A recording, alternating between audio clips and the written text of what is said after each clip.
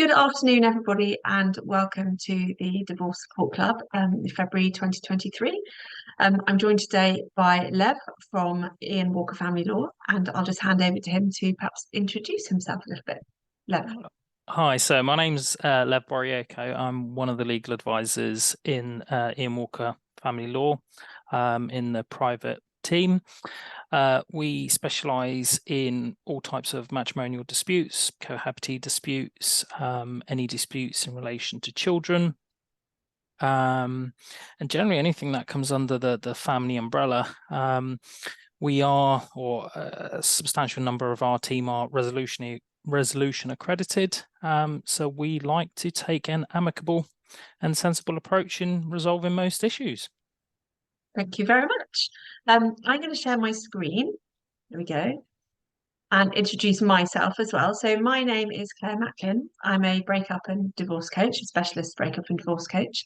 I'm a master NLP practitioner and a former lawyer. I've been divorced twice, so I've been through this journey a couple of times now. I'm a single mum of two boys who are in their late teens now, and I'm also the author of the book you can see behind me, Breakup from Crisis to Confidence. And I work with Ian Walker on the Divorce Support Club. We meet monthly, and our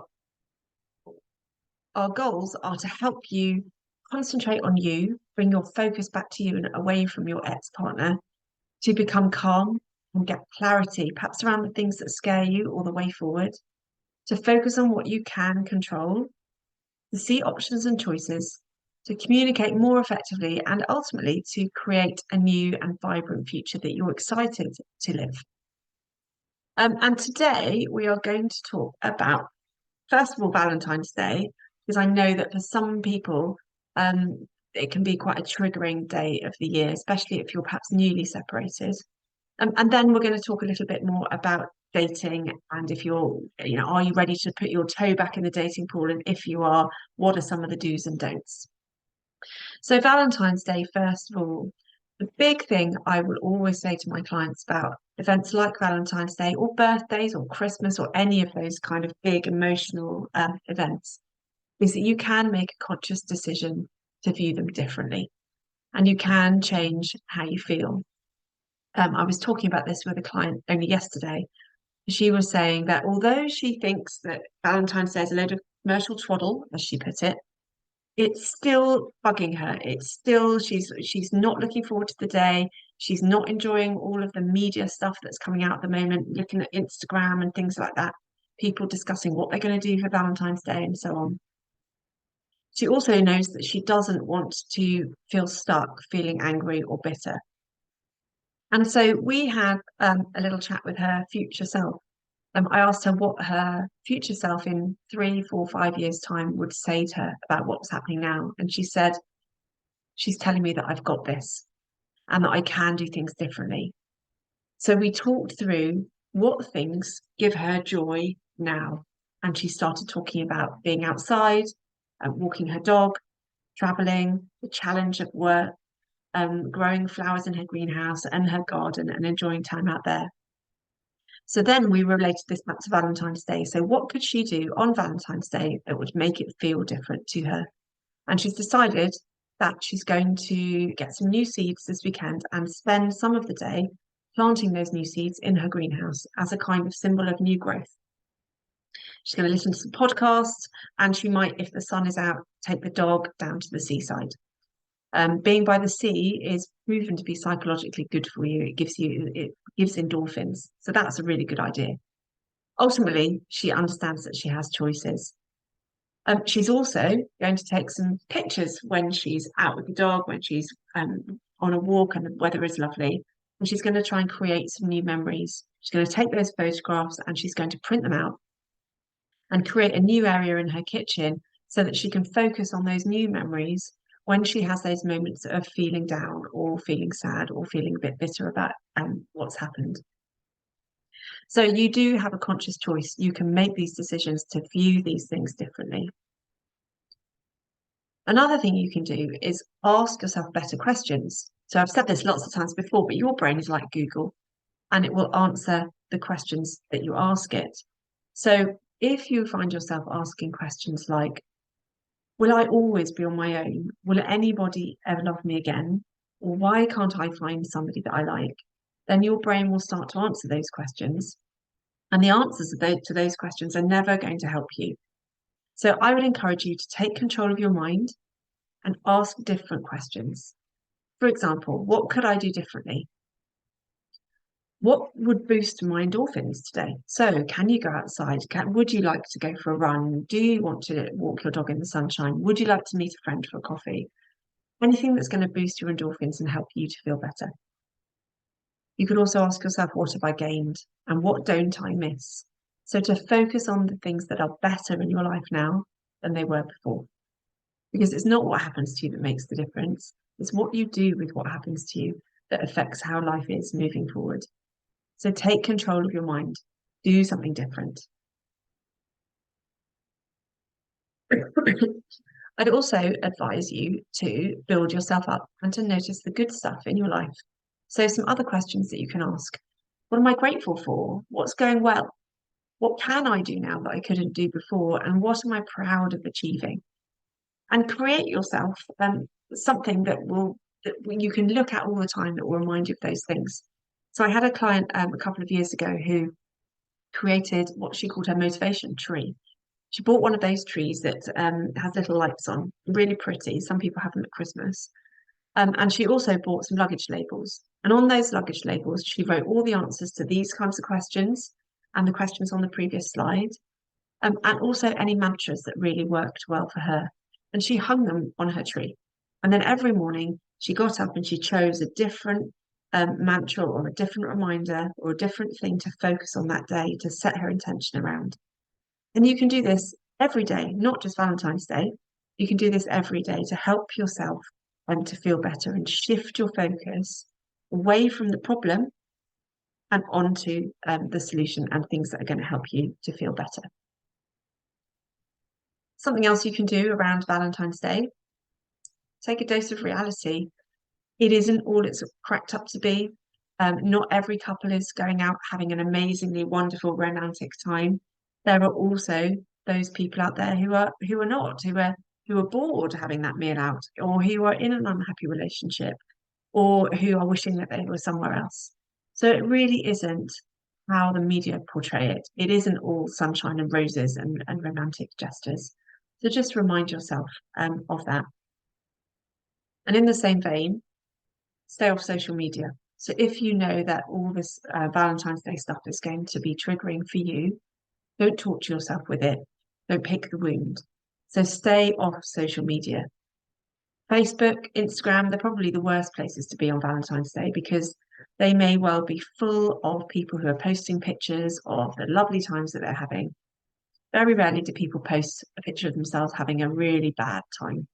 So just remind yourself that these pictures don't necessarily reflect reality for people, and just stay off that if you know that it's going to be a problem for you. So moving away from Valentine's Day and on to dating. So I thought what I would do is share perhaps 5 pitfalls of dating to avoid falling into, and then 5 things to do to make dating a really good experience for you. So the first pitfall that I see people fall into quite often is dating before you're ready. Now, the question is, of course, how do you know? And this is going to be different for everybody. I think it's really important to be honest with yourself about your intentions. So if you're thinking of going back out on the dating scene, is that because you want to do it in order to get over your ex-partner? Is it to perhaps punish your ex so that, to try and make them jealous? Is it to meet somebody so that you aren't lonely because you struggle with being on your own? Is it to feel better? Or is it because you're looking for a new committed relationship? Or is it because you just want to go and have some fun? Be really honest with yourself about why you're wanting to make that step. And from my own experience, I remember after my first marriage broke down, I think I went on a dating website in about August. It was much too soon because really what I was trying to do was make myself just feel better through other people. And I was still quite vulnerable at that point. Um, so that's a really important point to remember. You are still quite vulnerable when you're going through a divorce. Your emotions are probably very up and down. There's a lot of uncertainty, and you need to allow yourself time for healing. And that's really important for various reasons. First of all, it's really important, I think, to learn from old patterns that you may have followed. Otherwise, there's a risk that you take those forward with you. So here are some good questions to ask yourself that will help you work out whether you are ready to date and also how you can do it differently this time. So how do I show up in relationships? Do you tend to try and fit in with the other person, to change yourself to be what the other person wants you to be? And if so, do you want to change that? So what could you do differently? Also, perhaps think about, where did I make compromises that became sacrifices? So we all make compromises in our relationships, but sometimes those compromises can go too far and they can become sacrifices. So, for example, I remember in a relationship that I had between my two marriages, I compromised on my friendships in order to see this person. And actually, that's a compromise too far, and I don't want to do that again. So I now know that I don't want to be with somebody who asks me to give up time with my friends. Also, ask yourself, well, what am I willing to accept? And what won't I accept? What's okay and what's not okay for me? And perhaps write those things down, keep them right in the fore of your mind, because it's really important as you go into any new relationship to know that you're ready, to know that you're open, and to know that you know who you are going into that relationship. So the second pitfall, I've fallen into this trap as well myself, going for the exact opposite of your ex.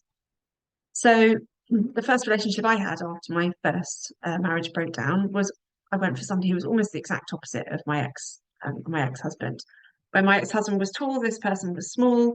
Where my ex-husband was the life and soul of the party, he was very quiet. Where my ex-husband was quite a big drinker, he was almost teetotal, almost exactly the opposite. And I think that was partly because I was quite vulnerable. I wanted to make sure that I wasn't going for the same thing again. So I almost went for exactly the opposite, and it didn't work out because there were some aspects of my ex-husband that I liked and that were good for me and that were right. So avoid going for the exact opposite of your ex. This is a really big one. Over-investing. This is really easy to do, particularly on dating apps. Um, so you may have been in that situation where you're messaging somebody, it becomes quite bantery, you overinvest in your head, you've already married them, in your head, you've already introduced them to your friends, your family, maybe you've even got children with them already. Overinvesting in a relationship before you really know that person. So it can lead you to, for example, drop your boundaries. You can get a bit overexcited and forget about some of the boundaries that you might want to put in place, or those things that we talked about earlier, those things, patterns that you want to not repeat. Sometimes people overinvest before they've even met the person. So you might find that you're messaging all day or you're messaging all evening with this person and you haven't actually even met them yet. So my advice would be, if you're on the apps, have a couple of messages, maybe speak with that person. You can do video calling and things like that now. Check that you actually like what they look like, check that they look like their photograph, and then meet them as soon as you can, and then do that in a safe space. Just meet them for coffee, and then you will see whether actually you like that person before you start over investing in a relationship that may never go anywhere. Taking your eye off the ball in your divorce is another pitfall that I see people falling into as well. When you're in a new relationship, perhaps it's really exciting. It's full of fun, it's full of laughter, there's lots of hope. It has a massive impact on your emotional state. And that can cause you to perhaps take your eye off the ball in your divorce. So thinking too far ahead, that over-investing thing again, thinking too far ahead can have consequences in your divorce if you perhaps become reliant on the person that you're having this new relationship with. You have one chance to negotiate this settlement in your divorce. So try not to take your eye off the ball in that. Don't bet your future financial independence on somebody new, on the promise of a new partner. And I think, Lev, you'll probably have something to add from a legal perspective. After I finish doing this presentation, I'll come back to that. And then please don't ignore red flags. So these are three of the red flags that I think are perhaps most important, and you probably have others. Red flags are like little warning signs that are waving in the air that perhaps this person isn't right for you, or that this person has behavior traits that mean that you don't want to be in a relationship with them. So, for example, look out for how they treat other people. When you're in a cafe with them or you're going out for a meal with them, how do they treat the staff behind the bar? How do they treat the waiter or the waitress? How do they treat the taxi driver that takes you home? All of those things. Look out for how they treat other people. Are they kind to them? Are they polite? And also, how do they talk about their ex? Now, I don't necessarily have a problem with people talking a little bit about their ex on a date. It can be quite a positive thing if they talk about their ex in a positive way, if it's clear that they have a good relationship, especially if they've got children. But if you meet somebody who only has bad things to say about their ex, who describes their ex as crazy, who talks about their ex as though they're a complete nightmare, that's a little bit of a red flag waving. That may mean that this is a person who doesn't want to take any responsibility for the breakdown of their previous relationship themselves. And it may be that in the future, you become that person that they talk about in that way. So watch out for how they talk about their ex. And then love bombing. Um, Love bombing is quite a buzzword at the moment. Effectively, it means somebody who showers you with perhaps gifts or lovely words or messages or expensive presents. They take you to expensive places. They go perhaps too far, too fast. And it can be really easy to get carried away by that, by thinking, wow, this person really, really likes me. That's really attractive in itself, or it can be. But sometimes this can be a signal that this is a person who wants to perhaps take control of you. So ask yourself questions like, do I feel comfortable with the level of interest this person is showing? Is this going too fast for me? What's my gut or my instinct saying about this? Am I feeling pressured? And what happens if I put in a boundary? So, for example, if you say to this person, well, actually, I don't want to see you tomorrow because I'm seeing my friends, do they try and persuade you out of it? Do they listen to the boundaries that you put down? That's really important, especially if you're in a situation where you're thinking, this person maybe is a bit too keen. Listen to that gut instinct, put in a boundary and see how they deal with it, see if they listen. And then the positive things. So, what are my 5 main things to say in terms of dating tips and things to do rather than things to avoid? The first one is to know who you are. So, know what your values are, know what your goals are, know what your dreams are, know what you enjoy doing. Do some of that work that we've talked about in previous sessions. Go back and watch perhaps some of the sessions about planning for the future and working out what your values are. Also, perhaps know what your vulnerabilities are. And that will come out in some of the questions that we talked about earlier around compromises and sacrifices. And what kind of qualities do you have that may make you vulnerable to somebody perhaps taking advantage of you? So know who you are, know what you enjoy, know what you like. And then know what you're looking for. So I often do this exercise with my clients where we design an ideal partner. So we talk about what values is it important for that person to have? What goals, what kind of goals would you like them to have? What qualities do you want them to have? So top of my list always is kindness, and honesty and openness. So what qualities do you want any partners have? And how are you going to recognize that they have those? So be alert for looking for evidence.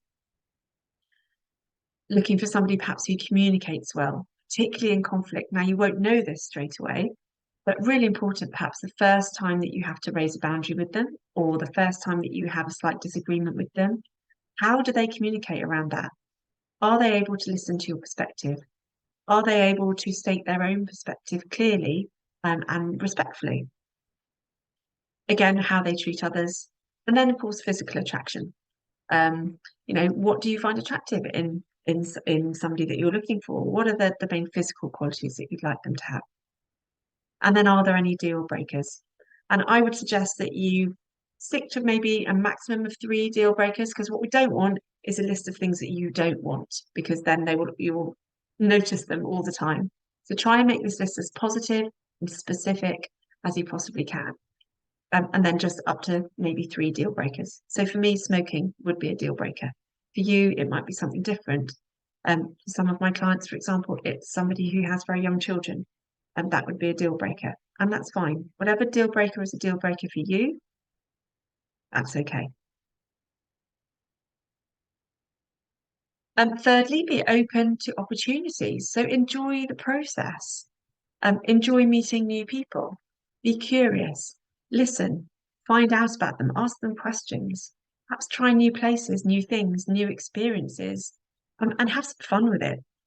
I'm not talking just about meeting people through dating apps either here.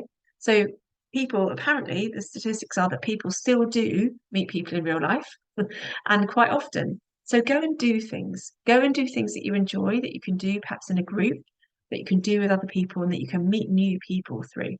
So, for example, I do a lot of cycling. I cycle with my cycling club. I meet lots of people through that. I've also learned to dance when I first split up with my first husband, and I met loads and loads and loads of people through that as well. So think of things that you enjoy doing that float your boat, and then go and do them and meet people that way. You may not meet a new partner, but you will meet new friends. You will meet new people, and you will widen your social network, which is always a really good thing to do anyway. Even when you are walking along, avoid walking along looking at your phone. Walk along looking around you. Look at the horizon. Open your eyes to the people around you. Say hello to people. Speak to the people in the shop. And open yourself up to opportunities to meet new people. And then be clear and firm with your boundaries.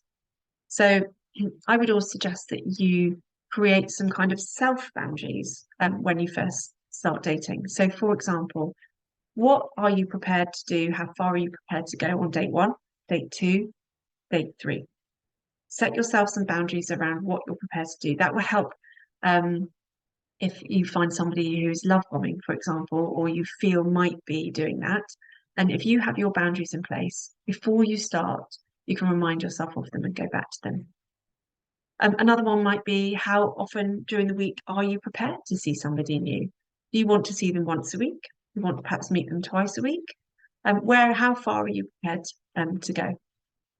And also, something that was really strong for me was protecting my friendships. So, how far am I prepared to protect my friendships in this? Am I prepared to um, go on a date with this person I find really exciting and tell my friends that I can't see them instead?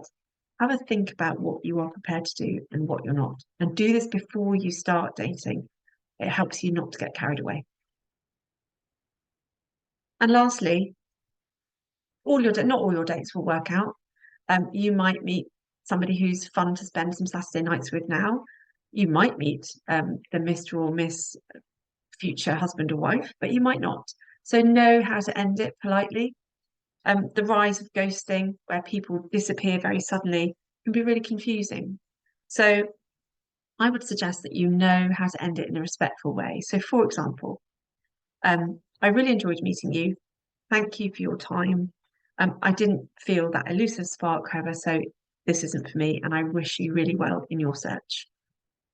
Simple, to the point, doesn't leave that person hanging. They know where they are.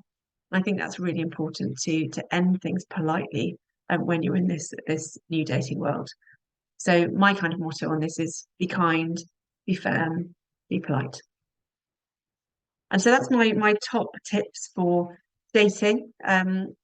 If you're anything like me, dating has changed massively since you were perhaps last on the scene. So I hope those are useful for you to think about and to take forward. And I think I'm going to write a blog after this on this. So I will make sure that goes up on my website really soon. There we go. So, Lev, Any comments from you on any of that? I think I'm in the boat of I've been out the game for too long, so I can't realistically add more anything. Well, add anything from a personal perspective. Um, I think it's interesting. I think through my eyes, I think there are potential some helpful elements that I could add onto that. Mm, By way of example, I think most recently yesterday I saw an individual, and it stems from, their marriage has broken down, and for a lot of people, when their marriage is breaking down, the first thing that they may do may not be a divorce. They might want to trial something out, trial separation. So there can be a gap. So the individual I saw yesterday was looking at this from a perspective of guilt. mm, The first thing that she said to me was, I'm in the wrong. So, and I think that element it is an internal pressure that people put on themselves. mm, The law changed in April of last year, where we had the introduction of a new non-fault divorce system. The new system doesn't look to attribute fault as to why a marriage has broken down. There is no longer the requirement to point a finger, which ultimately is a step in the right direction. And at the end of the day, so I think it's important for people to understand that there is no legal burden that requires an individual point a finger, and therefore I think the law appreciates that even if you're married but not divorced, people will move on with their lives. And that is absolutely fine. A slightly more or slightly grayer area is the term cohabitation, and how it can potentially affect finances. As with law, generally speaking, it's really difficult to give one answer that applies to every single scenario, because I don't think such an answer exists. Each case has to be tailored to their specific circumstances. Now, the little bit of guidance that I can give comes from a case which is a little over 20 years old now, but I think it provides helpful tips. So in this case, and the case is called Kimber and Kimber, the judge said when we're looking at whether an individual is cohabiting or not, they provide us a list, and it's a non-exhaustive list, but it's things like, are individuals living together? Are they sharing daily tasks? Is there a level of stability and permanence? Do they share finances? For example, do they share, do they split the water bill or the electricity bill or anything of that nature? Do they have joint accounts? Do they have a sexual relationship? Do they have any children? What are the individual's intentions and motivations? And lastly, I don't wholly particularly agree with this, is whether, in the opinion of the reasonable person on the street, they would deem that as a cohabiting relationship. I think from a financial point of view, what we're trying to establish is a financial link between the individuals, and mm, cohabitation in given cases can affect the award that has been made. Okay. When we're looking at financial awards and kind of putting it very simply, there's generally two types of awards that can be met. So the first award is in relation to how do we divide the capital. So the house, the car, the cash in the bank. And the second element is there an income award to be made? So for individuals that I think that are going through the process, they may be familiar with terms such as maintenance. So there's periodical maintenance, which is a payment between spouses. So cohabitation can affect both effectively moving forward. And I think, to give a quite simple example, and it's something that I usually tell a lot of my clients to demonstrate that point. So on an income front, if we're looking at a scenario where, let's say, a person says, I need £2,000 or £3,000 a month to be able to meet my reasonable needs. If you are cohabiting with someone, it is generally assumed that, again, and if you're living in one property, you'll both be contributing to the running of that property. Okay, and hence, obviously, if your income needs are met by living with another individual, then the court will be far more reluctant to make any form of periodical payments. Okay, you have to take that with a pinch of salt to a certain degree, because I think if an individual has been cohabiting for a very short period of time, it is not the same as if an individual has been cohabiting for a very long period of time. It's been confirmed by a number of judges over many, many different cases that cohabitation is not the same as marriage. Okay, and I think the court appreciate that point insofar as, you know, the individual that you're cohabiting can get up, can leave the relationship, and there is no legal tie or application that can be made against that person. So the courts are very aware of that. So that, in a nutshell, is effectively how cohabitation can affect a relationship. But it's important to also understand that having a boyfriend or girlfriend or seeing someone is not the same as cohabitation. I think if we look at those criteria, Kimber and Kimber, it requires stability and permanence. And that's obviously the really interesting. intentions.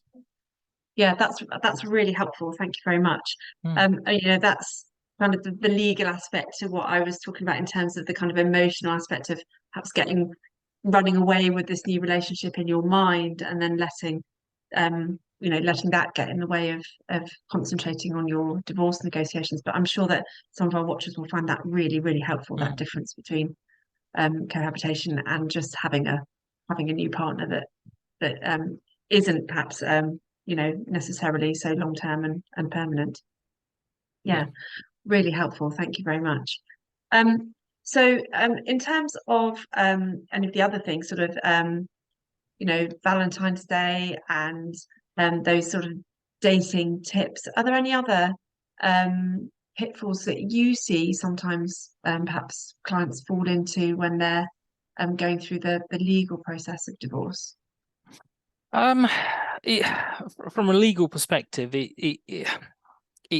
it's quite difficult to give people guidance. I think what you touched upon within your presentation, I think from a human perspective and emotional perspective, it's something that we see on a regular basis. You know, people do try to rebound. People do try to go for the opposite of their partner. I mean, again, generally speaking, I think when you are going through a divorce, I mean, and depending on how litigious or not that divorce is, I think it's important to be aware of, you know, what can be said and what can't be said in relation to partners and so on and so forth. And I think for a lot of people is that they look to have clarity and just confirmation in terms of what can and can't be done and how that reflects in a financial agreement.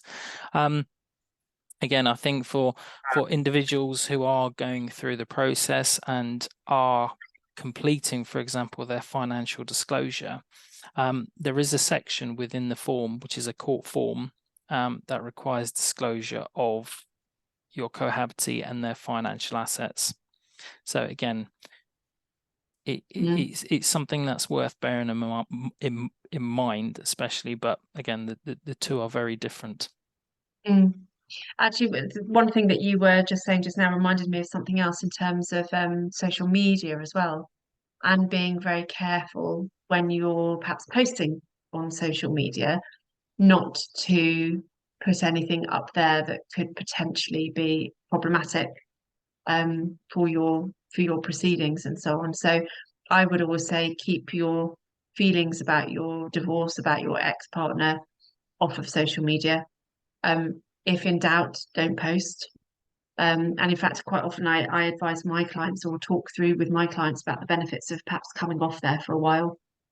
Um, Also blocking, defriending, and whatever it is on the particular sites that you use your ex-partner, because you don't need to see them out on Valentine's Day with their new partner anymore. You don't need to see what they're doing. It's a bit like picking the wound. So just be really careful on social media. I think there have been some cases around the use of social media in divorce proceedings. So be really careful with that as well. Yes, no, I completely agree. I think it's as much as social media is great and it links individuals, I think it's also important to be aware that that information is there for the world to see. Yeah. Again, Facebook, Instagram are obvious ones, but for example, I've previously had a case where cohabitation was established using Strava. Oh, okay. So it's Mm. that But then information. the couple were going on bike rides and walks from the same property. No, the husband who was claiming not to have a cohabitee started and ended his run from a given location, which again Right. is public to the world. It's Yes. information which is out there for Mm. individuals to see. So it's just Yeah. being aware. And I think you're absolutely right. It's don't torture yourself, because that in itself can bring about ill feelings, which Yeah. then an individual can take into their divorce, and sometimes it can become unnecessarily kind of litigated, because Yeah. there are ill feelings because of X, Y, and Yeah. Z. Yeah. And it can bring up some of the more damaging emotions in terms of when I say damaging, I mean damaging in terms of taking the divorce down a path that it perhaps wasn't on before in terms of its level of conflict and so on. So yeah, my advice always around social media is to be really careful with it um, and not to let it run away with you. But that's interesting what you say about Strava. Very interesting. Um, so hopefully people have found all of those things really helpful as sort of tips for how to move through next week, and also how to move forward perhaps once you start putting your toe into that dating arena. Um, Next time we are meeting, I think it's on the 8th of March, which is another Wednesday. And we have Dan Gornall, who's a financial advisor, coming in to talk about the importance of financial advice and how you can use that through divorce. So that'll be a really, really interesting session. So hopefully people can join us then.